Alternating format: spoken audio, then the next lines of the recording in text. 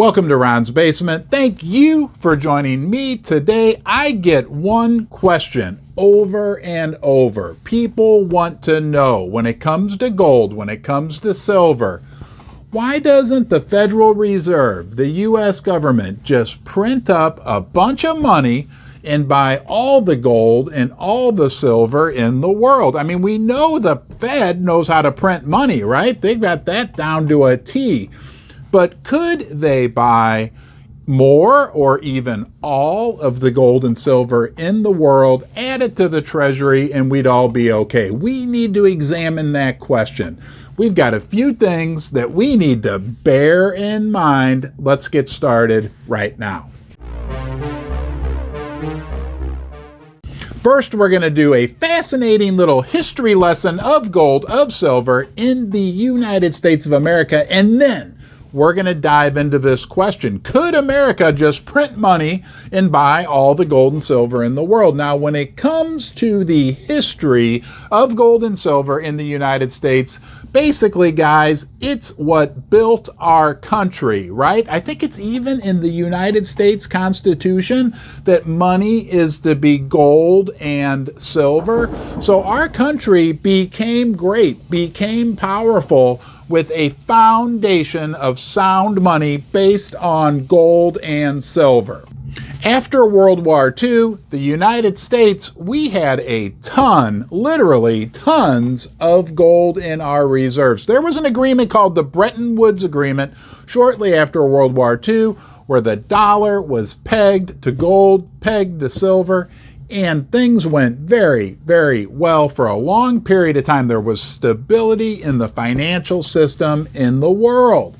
That all changed in 1971. I was 1 year old. I remember specifically sitting on the couch with my mom and dad and hearing that President Richard Nixon took the United States off the gold standard. I was like, what a crappy idea.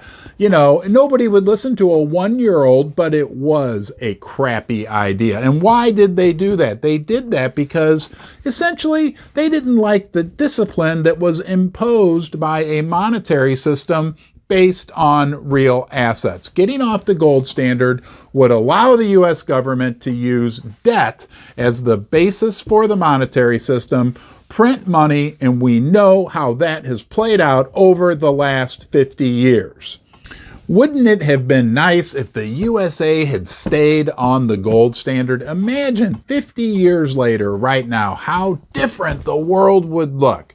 Well, hey, one thing for sure, you are always the gold standard when you join me here in Ron's Basement. You're always welcome here. I appreciate you giving me some of your precious time. If you enjoy my content, you can subscribe right here. New video every day, one day at a time. You got a new friend for life. I'll look forward to seeing you next time. Don't forget, please leave a comment in the comment section below. We want to know your thoughts. They are important. You are important. Let's get back to the video. Now, as we consider whether or not the U.S. government today could just print a bunch of money and buy all the gold and silver in the world, we need to bear in mind that what happened in 1971 completely changed the relationship that the United States had with gold and silver. Before 1971, it was a reliable source, the foundation of the monetary system. After 1971, it basically became the enemy, and there's been books written about this, about coordinated efforts by the U.S. government and other Western central banks to suppress the value of gold because they don't want gold and silver to do well. That takes away value from their currency, which is now just based on, well, really not much. And isn't it important that if we look back at history, this isn't the first time that countries or empires have tried to get off the gold and silver standard. It happened in the Roman Empire. It happened in many other civilizations where countries had done very well. Empires had been built on the foundation of real money, silver and gold, but when things got a little tough and they needed to, let's say, create some more money out of thin air, they abandoned the silver and gold standard, and it always has ended, unfortunately, in ruin. And now, aren't we seeing that the pendulum in the world is swinging back in the other direction?